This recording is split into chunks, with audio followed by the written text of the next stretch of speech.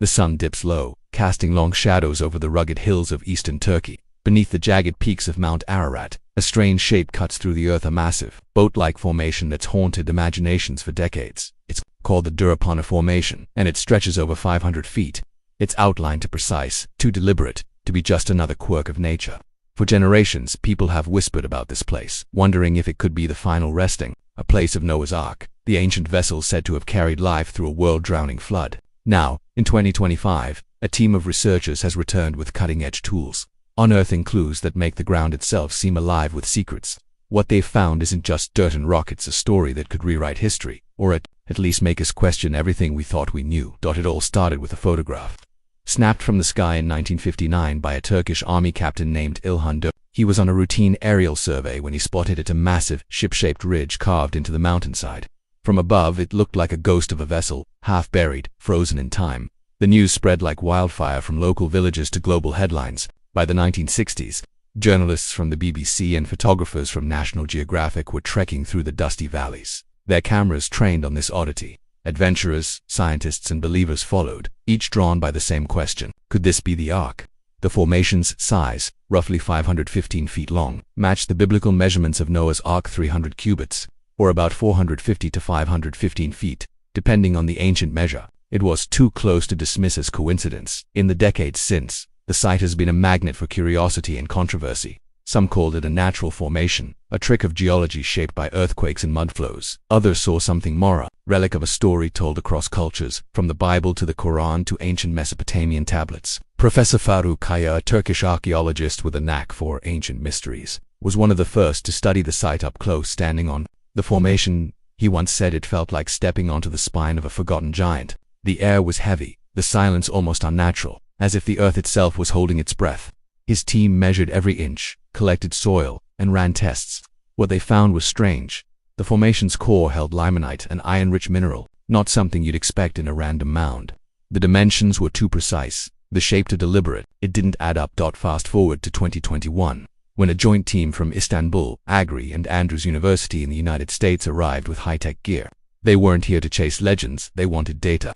Armed with ground-penetrating radar and electrical resistivity scanners, they probed the earth, peeling back layers of time.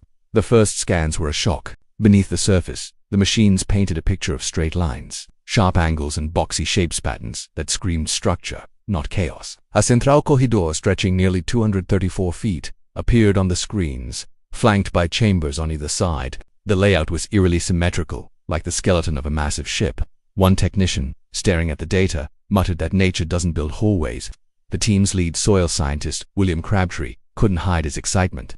The soil inside the formation was different, darker, richer, with 3 times the organic matter of the surrounding dirt. Potassium levels were off the charts, and the acidity suggested something big, something organic, had decayed here long ago. The findings didn't stop there. Deeper scans revealed what looked like curved ribs arcing beneath the surface, and 3 distinct levels, almost like decks stacked one atop another.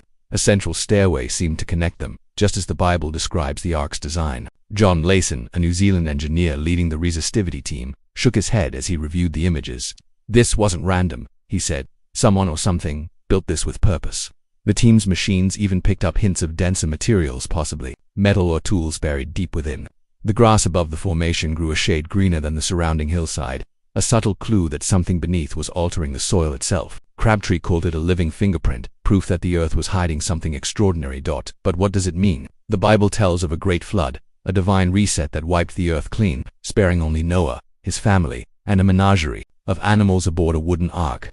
Genesis says it came to rest on the mountains of Ararat, and here, just 18 miles from the peak, lies this formation.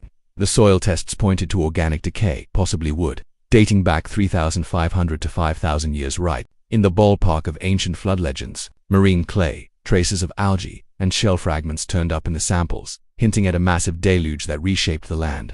The numbers lined up, the shapes matched, and yet, the scientific world remained cautious.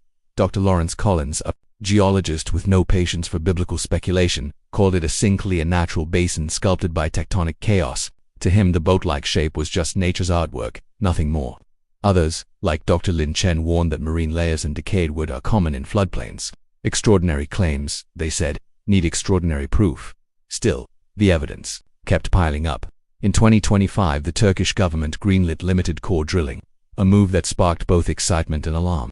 Conservationists worried the site could be damaged before its secrets were fully understood. Meanwhile, local villagers shared stories passed down through generations, tales of iron rivets found in the soil, stones marked with ancient tools. One farmer swore his grandfather unearthed a chunk of iron-heavy rock in the 1940s, its surface etched with what looked like human craftsmanship. These weren't just rumors, they were threads in a tapestry of mystery that refused to unravel cleanly. The media, of course, couldn't resist. Headlines screamed about Noah's Ark being discovered, with outlets like NDTV and the Christian Broadcasting Network diving into the story. The New York Post called it a fully preserved secret, while the Science Channel's Forbidden History team filmed the researchers at work, capturing the moment the radar images lit up their screens. Social media buzzed with speculation, from believers claiming vindication to skeptics rolling their eyes. Ancient Aliens ran an episode suggesting the site was a prehistoric shipyard, while National Geographic took a more measured approach, exploring how floods and mudflows might have sculpted the shape over centuries. The truth, as always, seemed to lie in the gray space between. For the researchers, the work was grueling. The region's brutal winters and rocky terrain made every dig a battle. Andrew Jones, the lead researcher, stood by the formation one evening, watching the sun sink behind Mount Ararat. He told a reporter the data was speaking, but it wasn't shouting. Every scan, every sample, added a piece to the puzzle, but the full picture remained out of reach. The team planned to return in 2026 with more advanced tools, hoping to drill deeper without disturbing the site. They were racing against time, weather, and the growing crowds of tourists who now flocked to the area, their buses clogging the narrow roads. The locals had mixed feelings.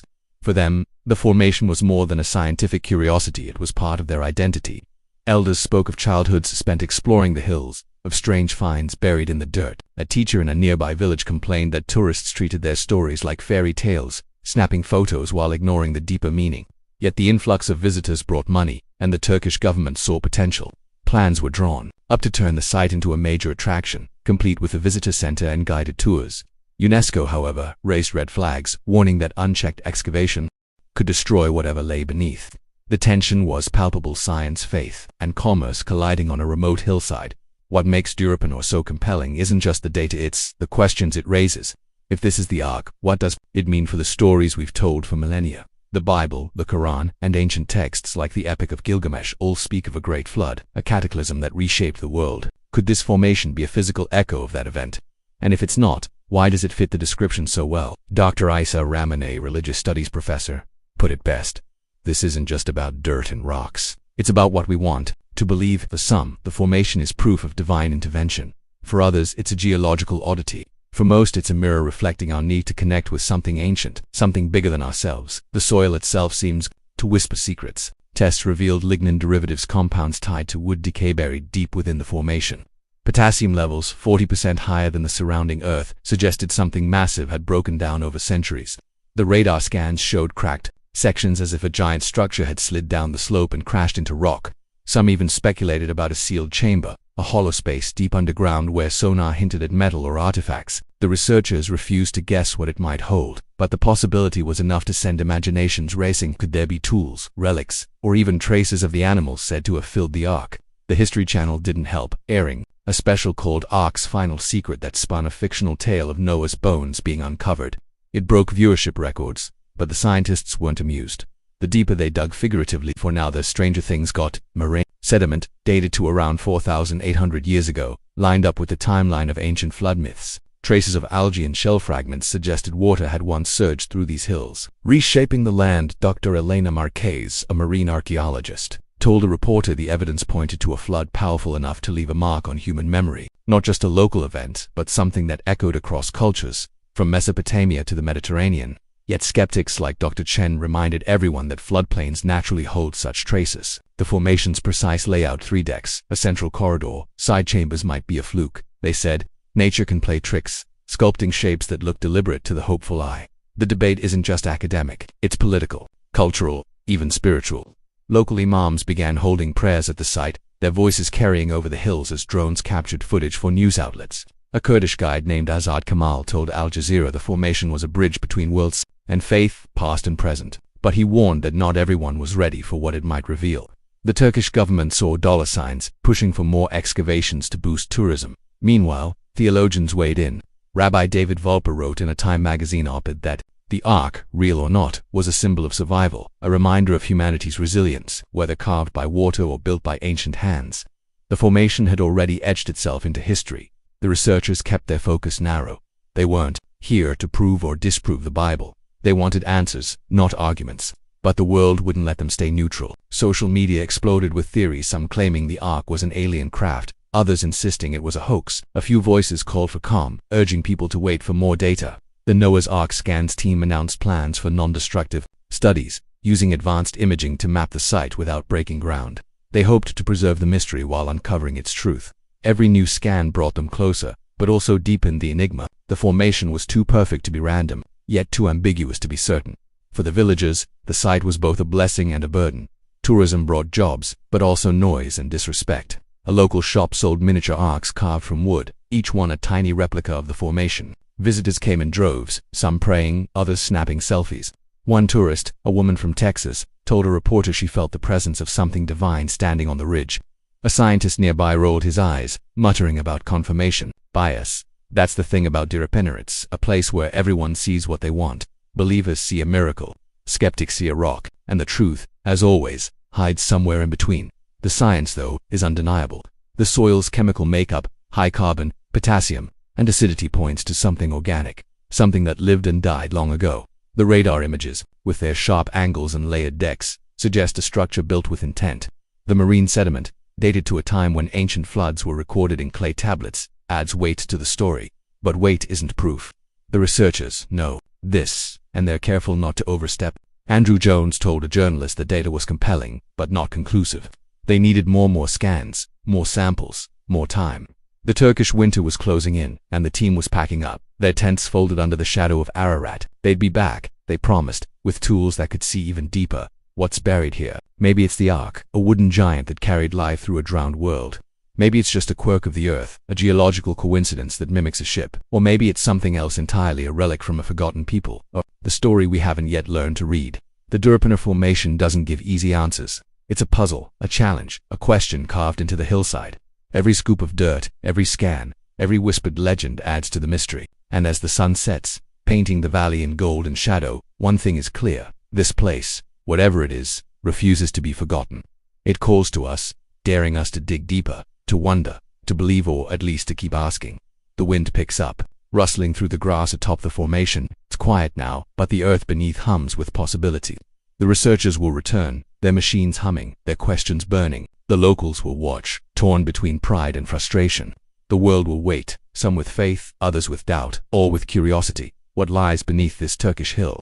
A myth made real, or a reality lost to myth? Only the ground knows. And it's not ready to tell, not yet. But every layer peeled back, every secret uncovered, brings us closer to an answer. And maybe, just maybe, that answer will change everything.